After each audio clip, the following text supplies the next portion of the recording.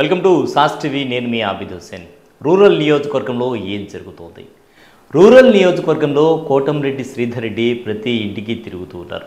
ఇప్పుడు ప్రధానంగా ఇప్పుడు తిరగడం కాదు, ఆయన ఎప్పుడైతే రాజకీయాల్లోకి వచ్చారో అప్పటి నుంచి కూడా ప్రజలతో చాలా సన్నిహిత సంబంధాలతో ఉంటారు.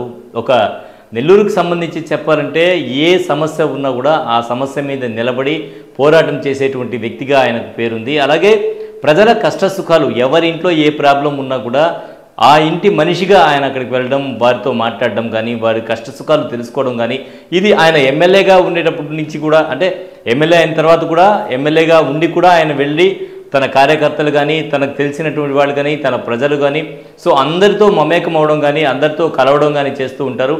సెక్యూరిటీ సిబ్బంది కూడా అవసరం లేదు, ఎందుకంటే నాకు ప్రజలే నా సెక్యూరిటీ అనేటువంటి వ్యక్తి rural MLA Kotamreddy Sridhar Reddy. So ఆ విధంగానే ఆయన ముందుకు సాగుతూ ఉన్నారు. ఎప్పుడు ఏ సమస్య వచ్చినా కూడా ఆ సమస్య తీరేంత వరకు దాని మీద నిలబడడం కానీ, అవసరమైతే అధికార పక్షాన్ని నిలదీయడానికి కూడా వెనకాడినటువంటి వ్యక్తి రూరల్ ఎమ్మెల్యే కోటంరెడ్డి శ్రీధర్ రెడ్డి.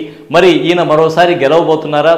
ప్రజలు ఏం చెప్పబోతున్నారు ఏంటి అనేది మనం ఒకసారి పరిశీలిస్తే, ప్రధానంగా ఆయన బలం ఏంటంటే, ఆయన బలాలు ఇక్కడ చూద్దాం. ప్రధానంగా ప్రత్యర్థుల మీద ఈయన పోటీ చేయడంలో ఈయన బలం ఏంటి అంటే, రూరల్ నియోజకవర్గంలో ఏ సమస్య ఉన్నా కూడా ఆ సమస్యను శ్రీధర్ రెడ్డి తీరుస్తారు అని చెప్పేసి ప్రజలందరూ భావిస్తారు. శ్రీధరన్న అంటూ ఆయనతో సన్నిహిత సంబంధాలు కలగలుపుకొని ఉంటారు. అలాగే ఆయన కూడా స్పందించేటువంటి విధానం ఏదైతే ఉందో అది ప్రజాబలం. సో ప్రజాబలం ఉండేటువంటి నాయకుడిగా శ్రీధర్ రెడ్డి గుర్తింపు పొందారు. అదేవిధంగా ఇప్పుడు కూడా ఒకడే ఒంటరిగా అనేటువంటి కార్యక్రమాన్ని చేపట్టి మళ్ళీ ప్రజల్లోకి వెళ్తూ ఉన్నారు. విస్తృతంగా ప్రచారం ఆయనతో పాటు ఆయన కుటుంబ సభ్యులు ప్రచారం చేస్తూ ఉన్నారు.